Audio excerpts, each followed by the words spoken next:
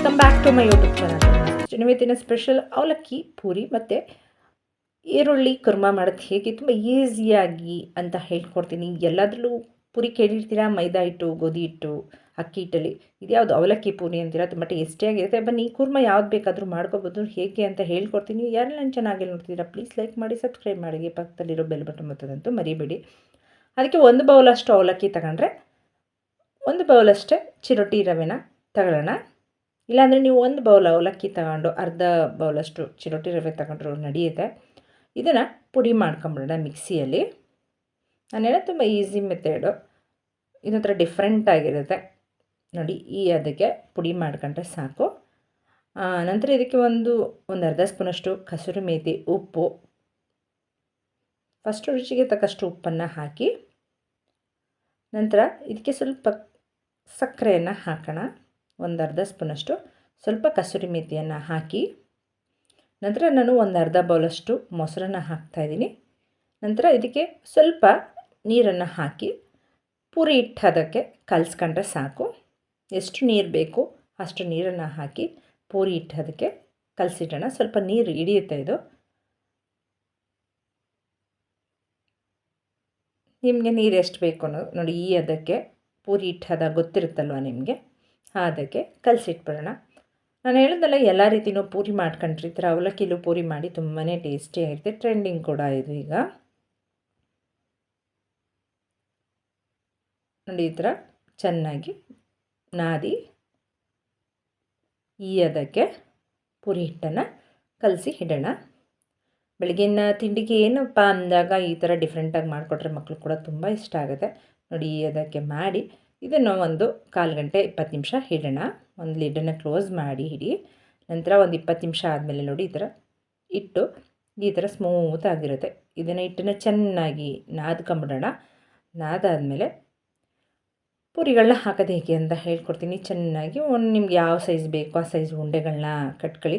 ಒಂದು ಕಡೆ ಎಣ್ಣೆ ಕಾಯೋದಕ್ಕೆ ಸ್ಟವ್ ಮೇಲೆ ಇಟ್ಟು ನಾನು ಈ ಥರ ಹಪ್ಪಳ ಅಥವಾ ಮಿಶ್ರಣದಲ್ಲಿ ನಾನು ಪೂರಿನ ಲಟ್ಟಿಸ್ತಾಯಿದ್ದೀನಿ. ನೀವು ಯಾವ ಥರ ಬೇಕಿದ್ರೂ ಮಾಡ್ಕೋಬೋದು ನೋಡಿ. ಈ ಅಗಲಕ್ಕೆ ಪೂರಿಗಳನ್ನ ಲಟ್ಟಿಸ್ಕೊಂಡು ಎಣ್ಣೆ ಕಾದಿದ್ರೆ ಈಗ ಒಂದೊಂದಾಗಿ ಪೂರಿಗಳನ್ನ ಹಾಕಿ ಪೂರಿನ ತೆಗಿಯೋಣ. ಗೋಲ್ಡನ್ ಬ್ರೌನ್ ಬರೋ ತನಕ ಪೂರಿನ ಬೇಯಿಸೋಣ, ತೆಗಿಯೋಣ ನೋಡಿ. ಪೂರಿ ರೆಡಿ ಆಗುತ್ತೆ.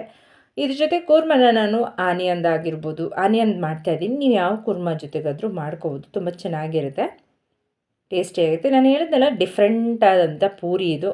ನೀವು ಗೋಧಿ ಹಿಟ್ಟಿನ ಪೂರಿ, ಮೈದಾ ಹಿಟ್ಟು, ರವೆ, ಅಕ್ಕಿ ಹಿಟ್ಟಿನ ಪೂರಿನೂ ನೋಡಿರ್ತೀರ. ಈ ಥರ ಅವಲಕ್ಕಿ ಪೂರಿ ಮಾಡ್ಕೊಳ್ಳಿ, ತುಂಬಾ ಟೇಸ್ಟಿಯಾಗಿರುತ್ತೆ. ಮಾಡಿ ಹೇಳಿ ಹೇಗಿತ್ತು ಅಂತ ನೋಡಿ, ಯಾವ ಥರ ಉಬ್ಬುತ್ತೆ ಅಂತ ಹೇಳಿ. ಇದನ್ನು ಗೋಲ್ಡನ್ ಬ್ರೌನ್ ಬರೋ ತನಕ ಎಣ್ಣೆಯಲ್ಲಿ ಬೇಯಿಸ್ಕೊಂಡ್ರೆ ಅವಲಕ್ಕಿ ಪೂರಿ ರೆಡಿ ಆಗುತ್ತೆ. ತುಂಬಾ ಬೇಗ ಮಾಡ್ಕೋಬೋದು. ಮಕ್ಕಳಿಗೆ ಈಗ ಲಂಚ್ ಬಾಕ್ಸ್ಗೆ ಏನಪ್ಪ ಅಂತ ಥಿಂಕ್ ಮಾಡೋ ಬದಲು ಒಂದಿನ ಇದನ್ನು ನೀವು ಲಂಚ್ ಬಾಕ್ಸ್ಗೆ ಮಾಡಿಕೊಡ್ಬೋದು. ಮಕ್ಳಿಗೂ ಕೂಡ ಇಷ್ಟ ಆಗುತ್ತೆ. ಪೂರಿ ಅಂದರೆ ಯಾರಿಗೆ ತಾನೇ ಇಷ್ಟ ಆಗಲ್ಲ ಅಲ್ವಾ ನೋಡಿ. ಅದಕ್ಕೆ ಬೇಯಿಸಿ ಎಲ್ಲ ಪೂರಿಗಳನ್ನೂ ಇಟ್ಕೊಂಬಿಡೋಣ ನೋಡಿ. ಇನ್ನೊಂದು ಹಾಕಿ ತೋರಿಸ್ತೀನಿ ನಿಮಗೆ ನೋಡಿ ಯಾವ ಥರ ಉಬ್ಬುತ್ತೆ ಅಂತ ಹೇಳಿ. ತುಂಬಾ ಸ್ಮೂತಾಗಿರುತ್ತೆ. ಎಣ್ಣೆ ಕೂಡ ಜಾಸ್ತಿ ಕುಡಿಯಲ್ಲ ಅವಲಕ್ಕಿ ಪೂರಿ ನೋಡಿ ಯಾವುದಕ್ಕೆ ಉಬ್ತಾ ಇದೆ ಅಂತೇಳಿ. ಇದನ್ನು ಕೂಡ ಗೋಲ್ಡನ್ ಬ್ರೌನ್ ಬರೋ ತನಕ ಬೇಯಿಸಿ ಎತ್ತಿಡಿ. ಈಗ ಆನಿಯನ್ ಕುರ್ಮಾ ಮಾಡೋದು ಹೇಗೆ ಅಂತ ಹೇಳ್ಕೊಡ್ತೀನಿ. ಅದಕ್ಕೆ 2 ಈರುಳ್ಳಿನ ಆ ಸೈಜ್ ಕಟ್ ಮಾಡಿ ಇಟ್ಕೊಂಡಿದ್ದೀನಿ. ನಂತರ ಒಂದು ಮಿಕ್ಸಿ ಜಾರ್ಗೆ ಒಂದು ಸಣ್ಣ ಅರ್ಧ ಬೌಲಷ್ಟು ತೆಂಗಿನ ತುರಿ ಮತ್ತು ಗಸಗಸೆ, ಏಲಕ್ಕಿ, ಅರ್ಧ ಸ್ಪೂನಷ್ಟು ಗಸಗಸೆ, 1 ಏಲಕ್ಕಿ, 2 ಚಕ್ಕೆ, 2 ಲವಂಗ, ಅರ್ಧ ಇಂಚಷ್ಟು ಚಕ್ಕೆ ಆದರೆ ಸಾಕು, 2 ಲವಂಗ ಆದರೆ ಸಾಕು. ನಂತರ ಇದಕ್ಕೆ ಸ್ವಲ್ಪ ಸೋಂಪನ್ನು, ಅರ್ಧ ಸ್ಪೂನಷ್ಟು ಸೋಂಪನ್ನು ಹಾಕಿ ನಾನು 2 ಈರುಳ್ಳಿ ಅದಕ್ಕೆ ಹೇಳ್ಕೊಡ್ತಾಯಿದ್ದೀನಿ. ನಂತರ ನೆನೆಸಿಟ್ಕೊಂಡ್ರಂಥ ಬಾದಾಮಿ, 5-6 ಬಾದಾಮಿ ನೆನೆಸಿಟ್ಕೊಂಡು ಅದನ್ನು ರುಬ್ಬೋದಕ್ಕೆ ಹಾಕಿ ನೋಡಿ. ಈ ಥರ ನುಣ್ಣಗೆ ರುಬ್ಕೊಂಬಿಡೋಣ.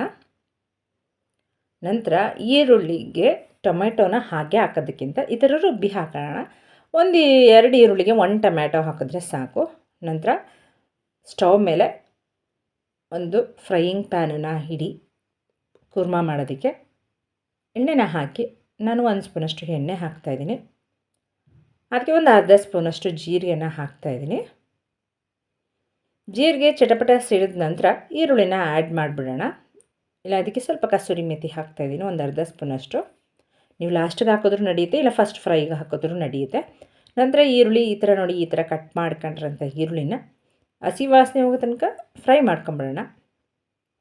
ತುಂಬ ಈಸಿ ಮೆಥಡಲ್ಲಿ ಕುರ್ಮ ಹೇಳ್ಕೊಡ್ತಾಯಿದ್ದೀನಿ. ನಂತರ ಶುಂಠಿ ಬೆಳ್ಳುಳ್ಳಿ ಪೇಸ್ಟು ಒಂದು ಅರ್ಧ ಸ್ಪೂನಷ್ಟು ಹಾಕಿ ಅದನ್ನು ಕೂಡ ಚೆನ್ನಾಗಿ ಹಸಿ ಸ್ಮೆಲ್ ಹೋಗೋ ತನಕ ಚೆನ್ನಾಗಿ ಬಾಡಿಸ್ಕೊಂಬಿಡಿ.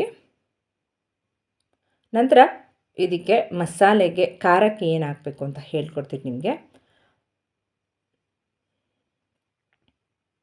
ಈರುಳ್ಳಿ ಬೇಯೋದಕ್ಕೆ ಸ್ವಲ್ಪ ಉಪ್ಪನ್ನು ಹಾಕಿ ಸ್ವಲ್ಪ ಫ್ರೈ ಮಾಡಿ. ಹೇಳಿದ್ನೆಲ್ಲ, ನೀವು ಪೂರಿಗೆ ಈ ಥರ ಆನಿಯನ್ ಕುರ್ಮ ಆದರೂ ಮಾಡ್ಕೋಬೋದು, ನೀವು ಯಾವ್ದು ಬೇಕಾದರೂ ಮಾಡ್ಕೋಬೋದು. ಖಾರಕ್ಕೆ 1 ಸ್ಪೂನಷ್ಟು ರೆಡ್ ಚಿಲ್ಲಿ ಪೌಡರನ್ನು ಹಾಕ್ತಾಯಿದ್ದೀನಿ. ಧನಿಯಾ ಪೌಡರು ಒಂದು 3/4 ಸ್ಪೂನಷ್ಟು ಹಾಕ್ತಾಯಿದ್ದೀನಿ. ಒಂದು ಅರ್ಧ ಸ್ಪೂನಷ್ಟು ಗರಂ ಮಸಾಲನ್ನ ಹಾಕಿ ಚೆನ್ನಾಗಿ ಮಿಕ್ಸ್ ಮಾಡಿ. ಇದಿಷ್ಟೇ ಖಾರಕ್ಕೆ ಸಾಕು. ನಂತರ ಇದನ್ನು ಕೂಡ ಮೀಡಿಯಮ್ ಫ್ಲೇಮಲ್ಲೇ ಫ್ರೈ ಮಾಡ್ಕೊಳ್ಳಿ, ಇಲ್ಲಾಂದರೆ ಬಣ್ಣ ಕಪ್ಪಾಗಿಬಿಡುತ್ತೆ, ಅದಕ್ಕೋಸ್ಕರ. ನಂತರ ಒಂದು ಚಿಟಿಕೆ, ಒಂದು 1/4 ಸ್ಪೂನಷ್ಟು ಅರಿಶಿನ ಪುಡಿ. ನಂತರ ಮಿಕ್ಸಿಯಲ್ಲಿ ಗ್ರೈಂಡ್ ಮಾಡ್ಕೊಂಡಂಥ ಟೊಮೆಟೊ ಪ್ಯೂರಿಯನ್ನು ಹಾಕಿ ಇದಕ್ಕೆ 2 ಈರುಳ್ಳಿಗಾದರೆ 1 ಟೊಮೆಟೊ ಆದರೆ ಸಾಕು. ಒಂದು 3 ಈರುಳ್ಳಿ ಹಾಕಿದ್ರೆ 2 ಟೊಮೆಟೊ ಹಾಕಿ. ಟೊಮೆಟೊ ಕಟ್ ಮಾಡಿ ಹಾಕೋಕ್ಕಿಂತ ಈ ಥರ ಮಿಕ್ಸಿಲಿ ಗ್ರೈಂಡ್ ಮಾಡಾಕಿ. ನಂತರ ಇದು ಚೆನ್ನಾಗಿ ಕುದ್ದ ನಂತರ ರುಬ್ಬಿಟ್ಕೊಂಡ್ರಂಥ ಮಸಾಲೆನ ಹಾಕಿದ್ರೆ ನೋಡಿ, ಈರುಳ್ಳಿ ಕುರ್ಮ ಮನೆಯಲ್ಲೇ ಆರಾಮಾಗಿ ರೆಡಿ ಆಗುತ್ತೆ. ಎಲ್ಲದರಲ್ಲೂ ಕುರ್ಮ ಮಾಡಿರ್ತೀರ, ಈ ಥರ ಈರುಳ್ಳಿಯಲ್ಲೂ ಮಾಡಿ ತುಂಬ ಟೇಸ್ಟಿಯಾಗಿರುತ್ತೆ.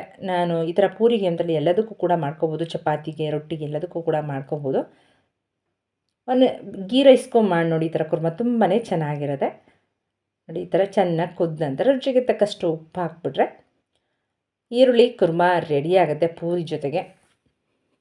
ನಾನು ಹೇಳಿದಲ್ಲ, ಈರುಳ್ಳಿ ಕುರ್ಮ ನೀವು ಪೂರಿ ಒಂದಕ್ಕೆ ಅಂತಲ್ಲ ಎಲ್ಲದಕ್ಕೂ ಕೂಡ ಮಾಡ್ಕೋಬೋದು, ಡಿಫ್ರೆಂಟ್ ಆಗುತ್ತೆ ಟೇಸ್ಟು. ಈರುಳ್ಳಿ ಸೈಡಲ್ಲಿ ಇಟ್ಕೊಂಡು ನಂಚ್ಕೊತೀರ ಅಲ್ವಾ, ಅದೇ ಈ ಥರ ಇರುತ್ತೆ. ರುಚಿಗೆ ತಕ್ಕಷ್ಟು ಉಪ್ಪು ಹಾಕಿ ಮೇಲೆ ಕೊತ್ತಂಬರಿ ಸೊಪ್ಪು ಉದುರಿಸ್ಬಿಟ್ರೆ ಈರುಳ್ಳಿ ಕುರ್ಮ ರೆಡಿ ಆಯಿತು. ಪೂರಿ ಮತ್ತು ಈರುಳ್ಳಿ ಕುರ್ಮ ನೋಡಿ ಎಷ್ಟು ಕಡಿಮೆ ಸಮಯದಲ್ಲಿ ಮುಗೀತು ಅಂಥೇಳಿ.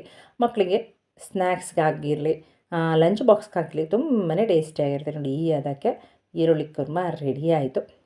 ನಾನು ಆಗಲೇ ಹೇಳ್ದಂಗೆ ಸ್ವಲ್ಪ ಕೊತ್ತಂಬರಿ ಸೊಪ್ಪನ್ನ ಸಣ್ಣಕ್ಕೆ ಹೆಚ್ಚಿ ಹಾಕ್ಬಿಟ್ರೆ ಪೂರಿ ಜೊತೆ ಬಿಸಿ ಬಿಸಿಯಾದ ರುಚಿಯಾದ ಕುರ್ಮ ರೆಡಿ ಆಯಿತು. ನಾನು ಒಂದು ಸರ್ವಿಂಗ್ ಬೌಲ್ಗೆ ಹಾಕಿ ತೋರಿಸ್ತಾ ಇದ್ದೀನಿ ಯಾವ ಅದಕ್ಕಿದೆ ಈರುಳ್ಳಿ ಕುರ್ಮ ಅಂತ ಹೇಳಿ. ಇದನ್ನು ಆಲ್ರೆಡಿ ನಾನು ಪೂರಿ ಜೊತೆ ತೋರಿಸಿದ್ದೀನಿ, ಟೇಸ್ಟ್ ಮಾಡಿ.